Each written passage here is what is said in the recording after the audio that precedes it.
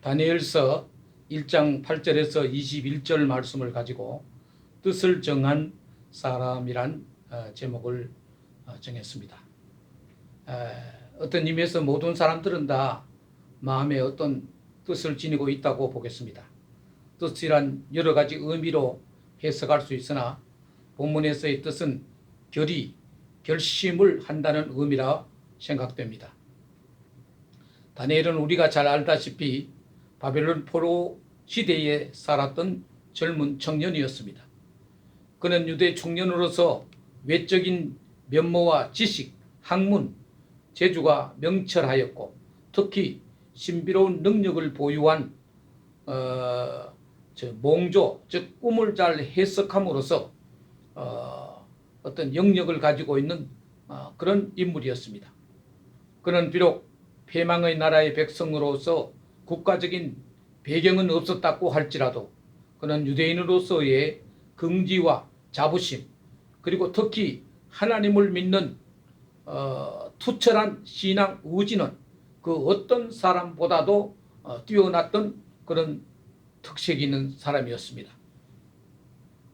사람으로서 한평생을 살아가는데 여러 가지 필요한 요소들이 많지만은 특히 이 시대의 그리스도인으로 살아가는 데는 의지와 결단이 필요한 것입니다. 다니엘은 입지, 즉 뜻을 세우고 사는 그런 젊은 청년이었던 것입니다. 젊은 청년의 때는 건물로 말하면 기초 공사를 하는 때와 같습니다. 젊은 시절 그가 어떤 것을 배우고 어떤 생각을 하느냐에 따라서 그의 인생 삶이 완전히 달라지게 되는 것입니다. 우리나라 건국 초기의 지도자들은 대개 기독교인들이 많은데 그들은 기독교 학교에서 기독교적인 교육을 받은 사람들이 이 기울어져가는 조국을 일으키기 위해 헌신했던 사람들입니다. 도산 안창호 선생이나 월남 이상재 선생, 고당 조만식 선생, 안중근 의사와 같은 분들이 다 모두 젊었을 때, 어렸을 때 뜻을 세우고 산 우리의 성각자들이었던 것입니다. 첫째로 뜻을 정하기에 가장 좋은 시절은 바로 청년기라는 것을 생각해 보겠습니다. 전도서 12장 1절 말씀에 너는 청년의 때 곧 공고한 날이 이르기 전 나는 아무 낙이 없다고 할 때가 가깝기 전에 너의 창조자를 기억하라고 했습니다. 물론 인생의 결의와 결심을 꼭 언제 어느 시기라고 나이를 정해놓은 것은 없습니다. 그러나 대개 젊어서 청년 시절에 결의와 의지를 가지고 있으면 그는 필경은 그의 인생이 그 결의와 결심에 따라 형성될 수밖에 없다는 것을 말해주고 있습니다. 제가 아는 모 목사님은 그 개인 간증을 통해서 어렸을 때에 미국에서 유학하고 돌아오신 그 모 목사님을 보고 그분을 이상으로 삼고 그렇게 늘 사모하면서 노력을 했더니만 자신도 미국에 가서 뉴욕 신학교를 공부하고 최근에는 자랑스러운 동창상까지 받는 그런 분이 있었습니다. 바위 거인에 관한 이야기가 생각이 납니다. 뒷산에 있는 바위처럼 생긴 위인이 나타날 것이라는 전설과 같은 이야기를 들으면서 그 소녀는 그런 사람이 나타나기를 간절히 바라고 소망하는 가운데 결국 그 소년 자신이 인격과 덕망이 성장해서 바위 거인과 같은 훌륭한 인물이 되었다고 하는 것입니다. 사람은 무엇을 바라보고 무엇을 소망하느냐에 따라 그와 같이 될 가능성이 가장 많은 것입니다. 다니엘과 그의 세 친구들 하나냐, 미사엘, 아사랴, 나중에 이들은 계명을 해서 사드락, 메삭, 아벳느고라고 알려져 있습니다. 이들은 비록 성경 말씀 속에서 제한적인 정보를 가지고 판단하기는 어렵지만 예사로운 청년은 아닌 것 같습니다. 그들은 하나님을 향한 뜨거운 열정이 있었고 조국을 사랑하는 마음이 뜨거웠던 청년이었던 것입니다. 주자라는 사람이 말한 10가지 후회하는 소위 주자 10회운이라는 말이 있는데 거기 세 번째에 보면 소불근학 노후회라는 말이 나옵니다. 젊어서 배우지 아니하면 늙어서 후회한다는 말인데 우리 공자님께서는 나이 15세에 지학이라고 하여 학문의 뜻을 두는 나이라고 한 것입니다. 이는 연령과 시기적으로 배우는 때이기 때문에 지학이라고 하였으나 곧 학문만을 뜻하기보다는 인생 전반에 대해 생각하고 의지를 굳히고 30세에 이립 즉 기초를 세운다고 한 것입니다. 옛날 요셉은 보다 더 어린 나이에 꿈을 꾸며 미래를 바라보는 포부를 지녔음을 알 수 있습니다. 다니엘과 그 친구들은 자신의 조국이 처한 현실을 바탕으로 어떠한 역할을 해야겠다는 생각에서 신앙적으로 뜻을 정하여 자신을 통제하는 가운데 모든 에너지를 신앙의 정도에서 벗어나지 않으려는 생각에서 뜻을 정하고 살았던 것입니다. 둘째로 모든 의지와 결심에는 절제가 동반되어야 되는 것입니다. 본문은 다니엘과 그의 세 친구들이 주는 음식 가운데 포도주를 금하고 채식만을 먹었으나 그 얼굴에 윤기와 빛이 났고 고기 먹던 친구들보다 얼굴에 더 광택이 났다고 했습니다. 이는 채식을 장려하기 위한 말씀이 아니며 육식은 나쁘고 채식은 더 좋다라는 건강 강의를 위한 글은 결코 아닙니다. 다만 마음에 굳은 결의와 의지가 있다면 무엇을 먹든 어떤 환경에서 살든 그것이 문제될 것이 없다는 것입니다. 같은 강의 물을 먹고 살아도 아름다운 자태와 노래를 하는 새가 있는가 하면은 악어같이 사나운 성품의 동물도 있는 것입니다.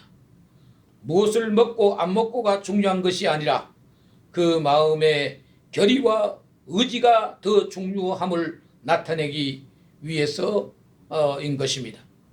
여기서 채소와 고기를 비교한 것은 일반적으로 고기는 채소에 비하여 가격적으로 훨씬 비싸고 맛이 더 있고 영양소가 풍부하다는 의미인 것입니다. 그러나 비록 좀 못하고 산 것을 취하여도 그 생각이 바르고 의지가 확고하고 믿음이 강건한 사람에게는 오히려 건강을 더욱 증진시킬 수 있음을 보여준 일인 것입니다.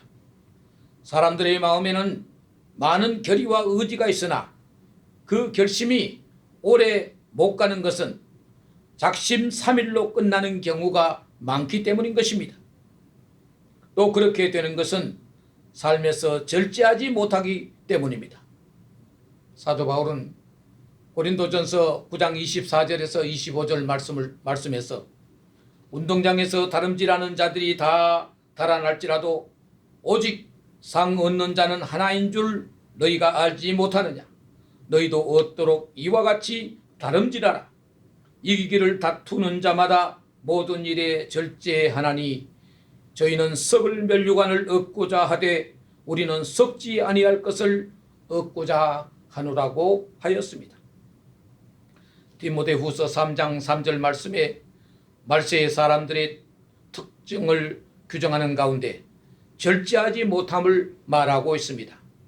절제하지 못하는 것은 오늘날 세대를 일컬어 뜻없는 세대 혹은 켓세라 세대라고도 합니다. 다니엘의 의지와 뜻 있는 삶은 본문에만 국한된 것은 아닙니다. 그는 하루 3번 조국을 향한 기도를 하였고 뿐만 아니라 금식하면서 기도했던 것입니다. 또 한 가지 절제하면 그에 부수되는 모든 절제를 하게 되기 때문에 그로 인한 육적, 정신적, 영적 수확은 자꾸만 커질 수밖에 없는 것이고 그것은 무한한 발전과 진보를 성취하게 되는 것입니다. 절제란 처음에는 자신을 향한 극기로 자신과 가정을 보호하지만 그것이 큰 힘이 되고 능력이 되기 때문에 결국은 많은 사람들과 하나님께 신임을 얻게 됨으로써 그 힘을 바탕으로 큰 역사를 이룰 수 있게 하는 것입니다.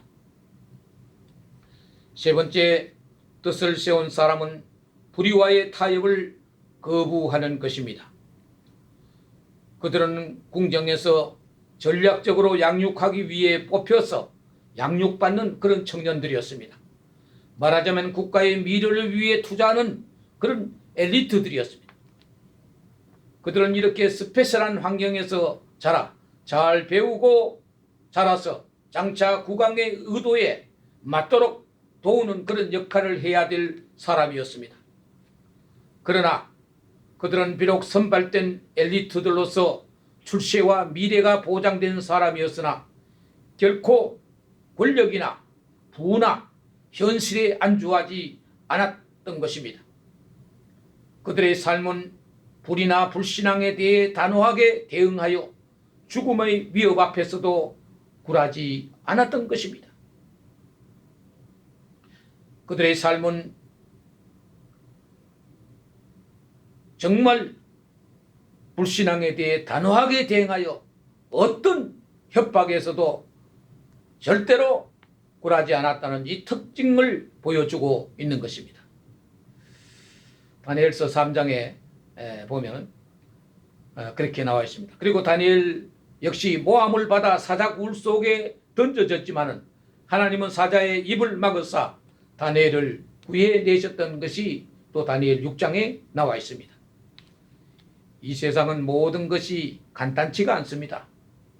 홀로 독야청청 살고자 하되 주변에서 바람이 계속 불어대고 눈보라가 치기도 하고 공격하는 불청객이 항상 도사리고 있는 것입니다. 다니엘과 그 세 친구들도 결코 누구를 해할 사람도 아니고 오히려 도움을 주는 그런 사람이었지만 그들이 왕의 신임을 받고 남다른 사랑을 받고 또한 좋은 지위를 얻은 것에 대해 시기하는 사람들이 주변에 많이 생겼던 것입니다. 시기도 아무나 받는 것이 아닙니다. 고로 남의 시기와 질시를 받는다고 너무 괴로워하지도 말아야 될 것입니다. 아브라함의 아들 이삭도 너무 많은 하나님의 사랑을 받으니 그곳 주민들이 그를 시기하였다고 했습니다. 우리가 유달리 많은 시기를 받는다면 그것은 내가 과분한 사랑을, 과분한 축복을 받았기 때문이라고 생각하고 오히려 감사하는 마음을 가져야 할 것입니다. 반면 어떠한 경우에도 하나님의 뜻을 거역하고 배역하는 것에 대해서는 단호하게 거부하고 노라고 할 수 있어야 하는 것입니다. 다니엘과 그 친구들의 삶에도 생명을 위협하는 일이 있었으나 그들은 하나님을 거역하거나 모독하기보다는 차라리 죽음의 길을 택했던 것입니다. 그러나 하나님이 그들을 살려주신 것입니다. 우리 이순신 장군의 그 난중 일기 가운데 유명한 말이 있죠. 필생즉사요 필사즉생이라. 반드시 살고자 하면 죽게 되고 또 반드시 죽으려고 하면 살게 된다는 것입니다. 뜻을 정한 사람은 많은 유혹이 도처에 널려 있었지만 그것에 굴복하지 말아야 하는 것입니다. 불의와 타협하면 당장 죽을 것 같았지만 실은 그 타협하지 않고 오히려 정의에 살고 하나님의 뜻을 따르는 길이 실상은 사는 길이었고 그것이 축복의 길이었던 것입니다.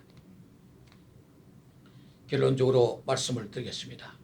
우리 산상보훈 머리에 보면 마음이 청결한 자는 복이 있나니 저희가 하나님을 볼 것이라고 하였습니다. 청결이란 자신을 깨끗하게 하는 것이요 모든 불의한 생각을 버리는 마음을 비우는 것입니다. 모든 불의한 생각을 버리고 자기 마음을 비우는 것이 바로 청결인 것입니다. 어떻게 보면 모든 욕심을 버리고 깨끗하게 사는 것입니다. 다니엘이 결코 세상적인 출세나 명예를 위해 산 것은 아니었습니다. 그러나 그런 청결한 마음의 태도가 오히려 그를 더욱 영화롭게 하였던 것입니다. 성경에 나오는 믿음의 선진들, 그들은 말할 것도 없이 뜻을 정한 사람들이었습니다. 히브리서에서는 이들이 마치 인생 삶의 승리자인 것처럼 자랑스럽게 우리에게 소개하고 있는 것입니다. 여러 믿음의 선진들을 거명한 후 히브리 기자는 말하기를 내가 무슨 말을 더 하리요. 기드온, 바락, 삼손, 입다와 다윗과 사무엘과 및 선지자들의 일을 말하려면 내게 시간이 부족하리로다 라고 했습니다. 이런 믿음의 행렬과 대열에서 우리도 하나님을 향한 뜻을 쫓아 산 사람으로 기억되어질 수 있어야 되겠습니다. 의지가 있고 목표가 있기 때문에 그는 세상에서 가장 행복하게 삶을 영위했다고 볼 수 있겠습니다. 뜻을 정해 살았던 다니엘을 통해서 우리도 하나님을 향한 굳건한 믿음을 가지고 흔들림 없이 신앙생활에 매진할 수 있게 되기를 축원해 드리는 것입니다. 감사합니다.